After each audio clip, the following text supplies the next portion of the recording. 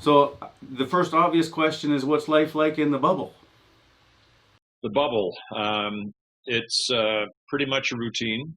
Groundhog Day, I guess, would be one term you could apply.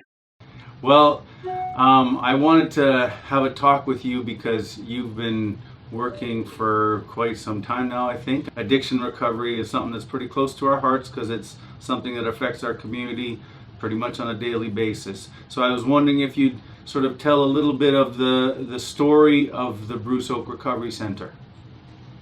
Bruce was our firstborn son. He was a precocious child, had everything going for him. He was raised in a loving home, basically as a child of privilege. Was diagnosed fairly early in life with a case of ADHD, which, excuse me, made him ripe for taking chances. So in high school, it was the path followed by Medi and addict. That's where it started. Weed didn't separate him from a lot of school kids, classmates. But again, as he was ripe for risks and taking chances, it was from that to ecstasy. Crystal meth was next, and then it wasn't a giant leap into the opioids and the drug that eventually claimed his life, heroin.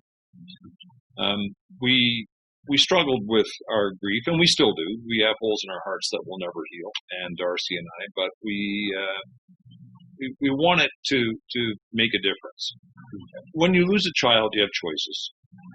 You can grieve your entire life if you like. You can resign yourself to it, and there's nothing wrong with that if that's what you choose to do. But we chose to give voice to our grief and to try to make a difference, as I say. So that was in the form of the Bruce Oak Memorial Foundation, which is a registered charity, and our goal has been, and it's being realized now.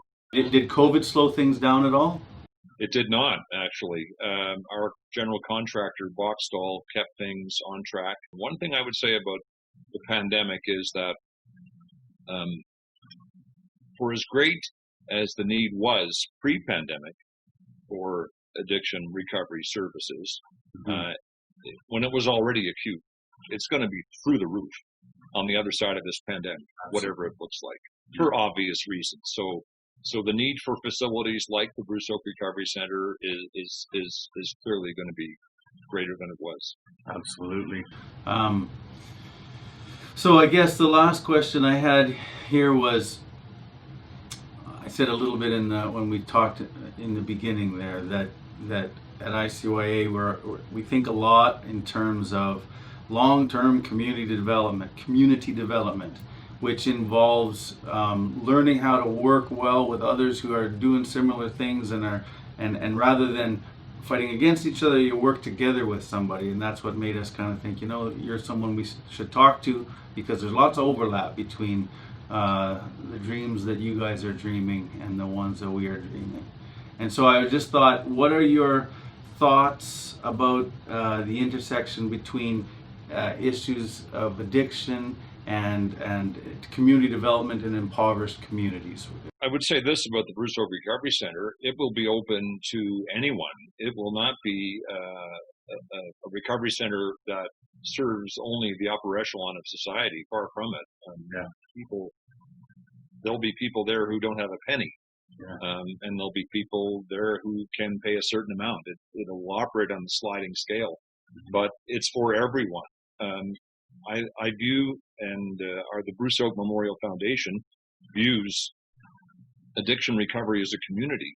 We should not be competing. We're all in this together. And it's a simple phrase, but whatever it takes to get sober, whatever it takes to get your life back.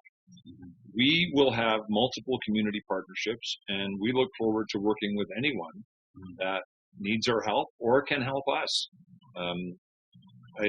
I despair when I hear stories about, you got this money and we didn't get it, we needed it, etc. Again, we're all in it together. Well, I really appreciate that. Thanks for taking time out of your schedule in the bubble there. My pleasure, John. Anytime. Thank you. I got to get back to the bubble now.